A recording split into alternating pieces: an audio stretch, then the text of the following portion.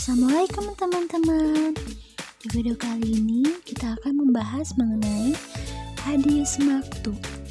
Tugas ini disusun oleh Anissa Nurmaidah, Intan Dorota Waliyah, Septiana Harunisa, dan Vega Velia Azhari.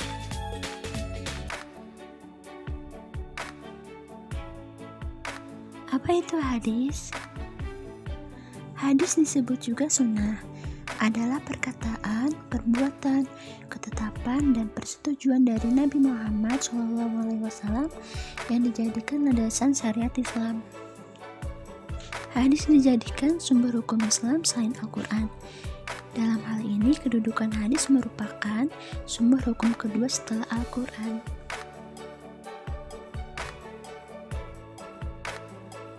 Menurut bahasa, al-maktu berasal dari kata kotoa, artinya yang diputuskan atau yang terputus. Hadis maktu menurut istilah adalah perkataan dan perbuatan yang disandarkan kepada tabi'in atau orang yang dibawanya, baik bersambung sanad atau tidak bersambung. Berikut adalah hadis maktu. Hadis yang diriwayatkan dari tabi'in dan disandarkan kepadanya, baik berupa perkataan maupun perbuatannya. Sebagaimana hadis mauquf dan hadis marfu, dilihat dari segi sandarannya adalah hadis yang lemah atau dhaif, sehingga tidak dapat dijadikan hujah. Hujah adalah istilah yang banyak digunakan dalam Al-Quran, baik literatur Islam yang bermakna tanda, bukti, dalil, alasan atau argumentasi, sehingga kata berhujah diartikan sebagai memberikan alasan-alasan. Berikut adalah macam-macam hadis maktu. Ada 3 macam hadis maktu, yaitu hadis maktu qauli, hadis maktu fi'li, dan hadis maktu tarkiki. Contoh dari hadis maktu qauli ialah perkataan dari Hasan Basri mengenai sholat di belakang ahli bid'ah. Sholatlah dan dia akan menanggung dosa atas perbuatan bid'ahnya. Yang kedua, ada contoh dari hadis maktu fi'li.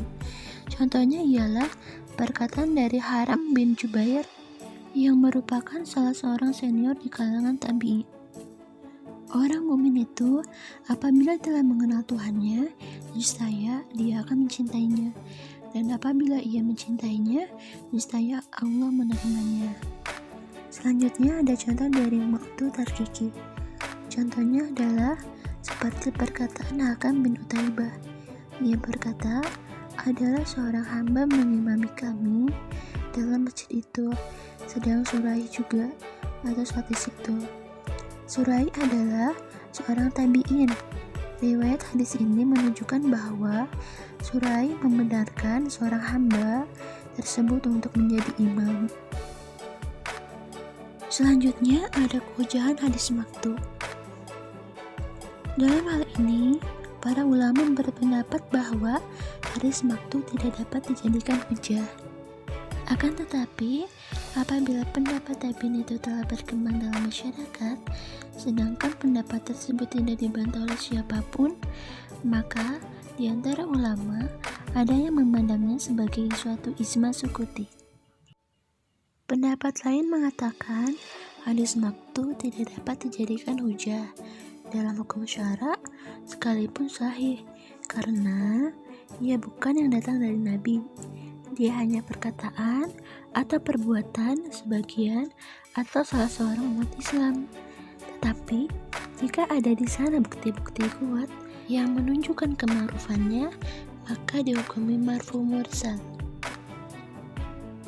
Oke teman-teman, jadi kesimpulan dalam materi hadis maktu kali ini adalah hadis maktu ialah hadis yang berkenaan dengan matan, di mana dalam matan tersebut tidak disandarkan kepada Rasulullah atau para sahabat. Ia berbeda dengan hadis munkati, karena hadis munkati tidak berkenaan dengan matan, akan tetapi berkenaan dengan sanad yang terputus. Selanjutnya, hadis maktu dibagi menjadi 3 macam, yaitu hadis maktu qauli, hadis maktu fi'li, dan hadis maktu tarkiki. Perbedaan ulama tentang istilah maktu dan munkati terjadi karena belum ditetapkannya istilah hadis maktu. Kedudukan hadis maktu tidak dapat dijadikan hujah karena ia merupakan perkataan orang biasa meskipun terdapat kebenaran di dalamnya.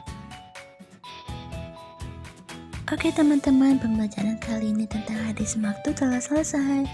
Mohon maaf jika ada salah-salah kata dan terima kasih telah menonton.